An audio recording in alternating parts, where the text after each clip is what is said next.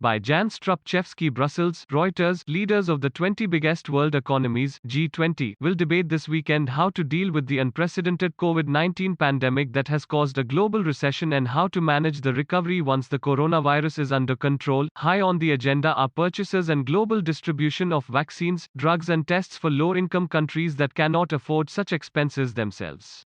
The European Union will urge the G20 on Saturday to invest $4.5 billion to help. The main theme will be to step up global cooperation to address the pandemic, said a senior G20 official taking part in the preparations for the two-day summit, chaired by Saudi Arabia and held virtually because of the pandemic. To prepare for the future, the EU will propose a treaty on pandemics. An international treaty would help us respond more quickly and in a more coordinated manner, the chairman of EU leaders Charles Michel will tell the G20 on Sunday.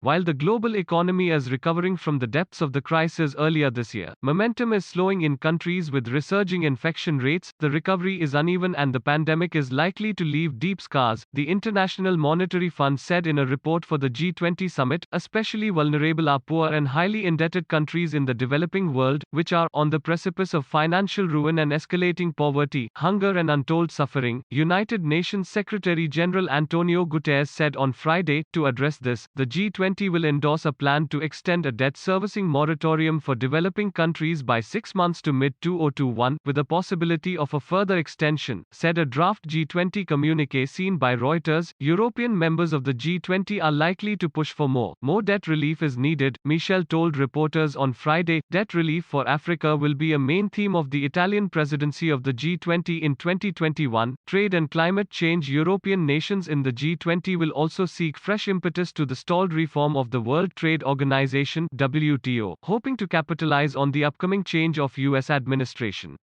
Outgoing President Donald Trump favored bilateral trade deals over working through international bodies. The change of U.S. leadership also raises hopes of a more concerted effort at G20 level to fight climate change, following the example of the European Union. Already half of the G20 members, including Japan, China, South Korea and South Africa, plan to become climate or at least carbon neutral by 2050 or soon after. Under Trump, the United States pulled out of the Paris Agreement on fighting climate change, but the decision is likely to be reversed by President-elect Joe Biden. We expect, of course, new momentum from the new U.S. administration on this issue, thanks to the President-elect's declaration that the U.S. would join the Paris Agreement once again. European Commission President Ursula von der Leyen said, to help finance the fight against climate change, the EU will push for the G20 to agree common global standards on what constitutes green investment. This would help attract the massive private investment needed because many investment funds are keen to invest in environmental sustainable projects, but there is no agreed way of selecting them.